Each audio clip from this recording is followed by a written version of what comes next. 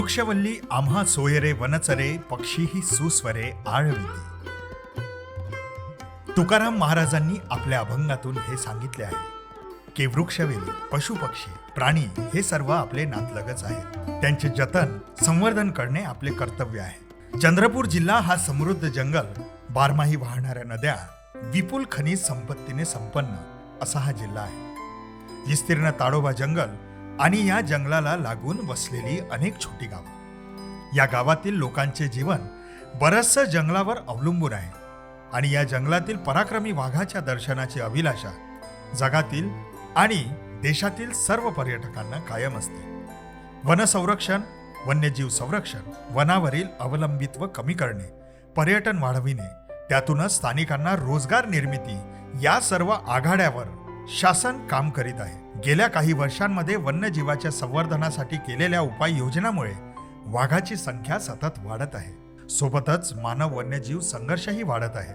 गावातील जन, जल, जंगल, जमीन या संसाधनाचा शाश्वत विकास साधून उत्पादकता वाढविणे, गावकऱ्यांची वनावरील निर्भरता कमी करणे, शेतीला पूरक जोडधंदे निर्मिती करणे, पर्यायी रोजगार उपलब्ध करून देणे, यातून मानव वन्य प्राणी संघर्ष कमी करणे आणि अशा तऱ्हेने गावकऱ्यांच्या सहभागातून वन्यजीवाचे संरक्षण आणि व्यवस्थापनाचा दर्जा उंचावण्यासाठी व्याघ्र प्रकल्पातील बफर क्षेत्र आणि वन्यजीव संरक्षित क्षेत्राचे सीमेच्या 2 किलोमीटर आतील गावांमध्ये संदर्भ 1च्या शासन निर्णयानुसार महाराष्ट्र शासन महसूल आणि वन विभाग संयुक्त विद्यमाने डॉक्टर श्यामाप्रसाद मुखर्जी जन वन विकास योजना सुरू करण्यात आली.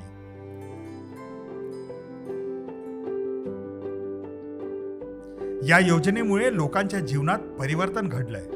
गावातील अनेक लोकांना गॅस, शेगडी, ओटा बांधून दिल्याने जंगलातील त्यांची सरपणासाठीची वणवण आता थांबली आहे. स्वयंपाक करताना होणाऱ्या धुरापासून त्यांना मुक्ती मिळाली आहे.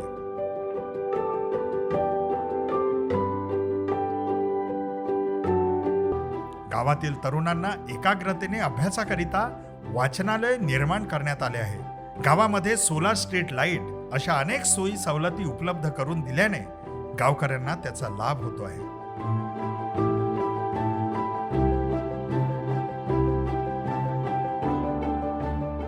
महाराष्ट्र शासनाने जन वन विकास योजना संदर्भ 1च्या शासन निर्णयानुसार दिनांक 4 ऑगस्ट 2015 अंतर्गत चंद्रपूर जिल्ह्यातील बल्लारपूर वन परिक्षेत्र असलेल्या गावांमध्ये राहणाऱ्या तरुणांना तसेच सैन्य पोलीस भरतीत इच्छुक असणाऱ्या तरुणांना योग्य मार्गदर्शन मिळावं याकरिता त्यांना योग्य ते प्रशिक्षणाची सोय करून दिली. सोबतच राहण्यासाठी वसतिगृहाची सोय करून देण्यात आली.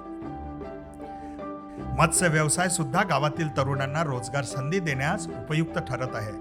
त्यामध्ये तलावाचे खोलीकरण करून मत्स्य व्यवसायास चालना मिळाली आहे. जिल्हा परिषद शाळेमध्ये ई-लर्निंग सुविधा करून शाळेच्या मुलांना तसेच गावकऱ्यांना डिजिटलायझेशन सोबत जोडविले आहे आणि गावामध्ये पेंटिंगच्या माध्यमातून मानव वन्यजीव संघर्ष कमी करण्याचा मानस हा योजनेचा मूळ उद्देश आहे.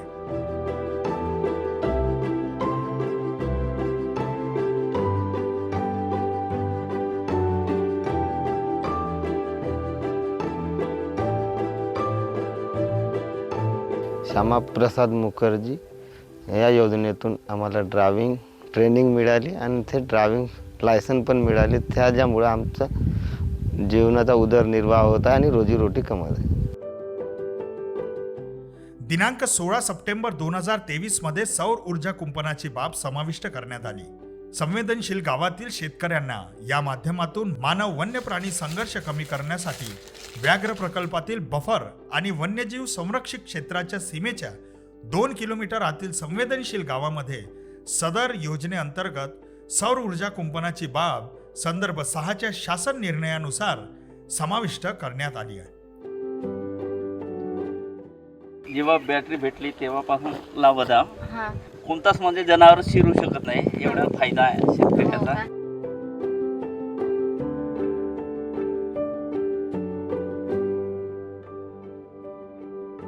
सौर ऊर्जा कुंपणाचा लाभ देण्याकरिता प्रति लाभार्थी सौर ऊर्जा कुंपणाच्या किमतीच्या 75% किंवा 15,000 यापैकी जी रक्कम कमी असेल त्या रकमेचे अनुदान याचा लाभ देण्यासाठी पात्रता निश्चित करण्याची कार्यवाही ग्राम परिस्थितिकीय विकास समिती किंवा संयुक्त वन व्यवस्थापन समितीमार्फत करण्यात येते. सदर लाभार्थींकडे गावातील शेतीचा सातबारा, गाव नमुना 8अ अथवा वन हक्क कायदा अंतर्गत पट्टा वाटप केल्याचे प्रमाणपत्र असे बंधनकारक राहील. लाभार्थी त्या गावातील रहिवासी असणं बंधनकारक.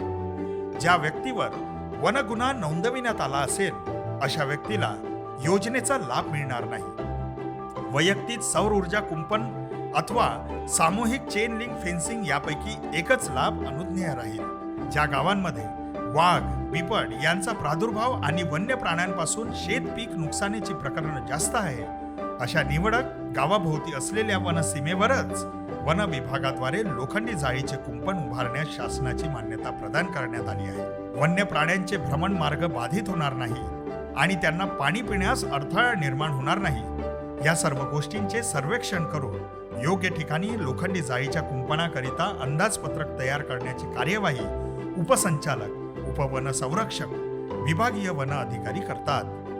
लोखंडी जाळीचे कुंपण उभारल्यानंतर गावकऱ्यांकडून कोणत्याही वन्य प्राण्याची शिकार केल्याची किंवा सदर लोखंडी जाळी कुंपणात विद्युत प्रवाह सोडल्याची घटना निदर्शनास आल्यास सदर गावातील लोखंडी जाळीचे कुंपण तात्काळ काढण्यात यावे आणि इतर गावात आवश्यकतेनुसार लावण्यात यावे असा उल्लेख ठरावामध्ये नमूद करण्यात आला आहे. डॉक्टर श्यामाप्रसाद मुखर्जी जनवन विकास योजनेमुळे गावातील लोकांचे जीवन आता सुरक्षित झाले असून वन्य प्राण्यांपासून शेतीचे होणारे नुकसानही आता कमी झाले आहे.